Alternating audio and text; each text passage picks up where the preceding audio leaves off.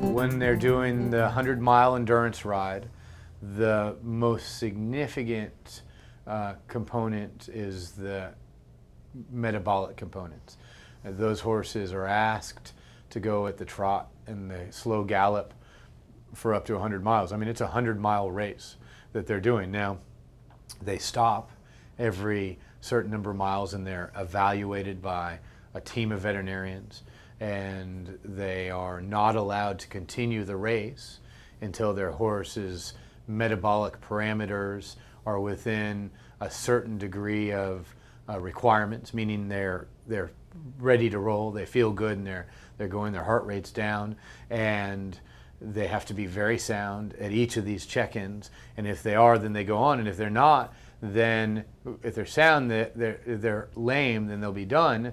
If they take a long time to recover because the riders have pushed them so hard, well, then they have to spend an extended amount of time at that check-in, and that time counts against them in the race, and so they're not going to win. So these horses are pushed, but they can't be pushed too far, and metabolic problems are typically the biggest thing. Some of them will stumble out on the trail, you know, and you might have a few strained this or sprained that, but you're not going to have traumatic injuries associated with it.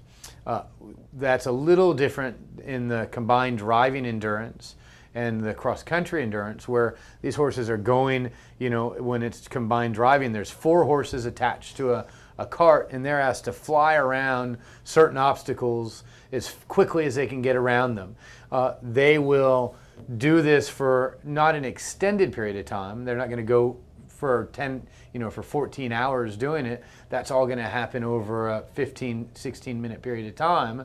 But their temperatures, when they're completing that course, their temperatures will be 106, 106 and a half, because they're big, huge, muscle-bound horses that are doing this, and they are going, you know, while they're doing it, and their core body temperature gets very hot.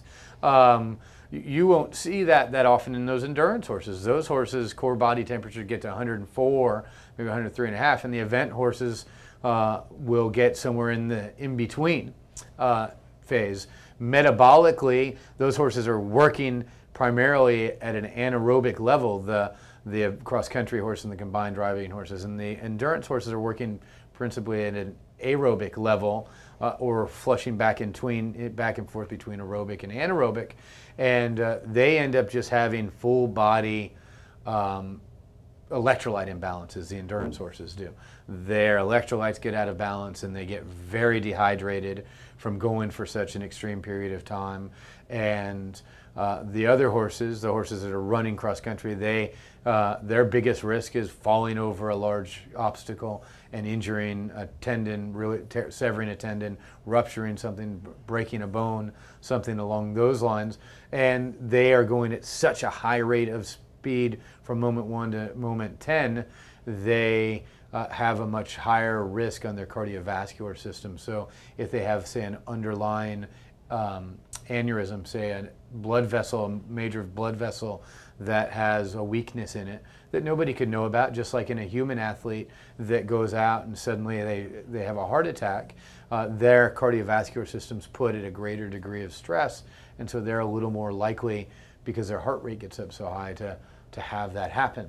The combined driving horses have all the other horses around them, as well as a big rig that's behind them, and so they have, when they wipe out, they have the risk of 2 or 3 horses having major incidents altogether. So it's a little bit more unique in that situation for them.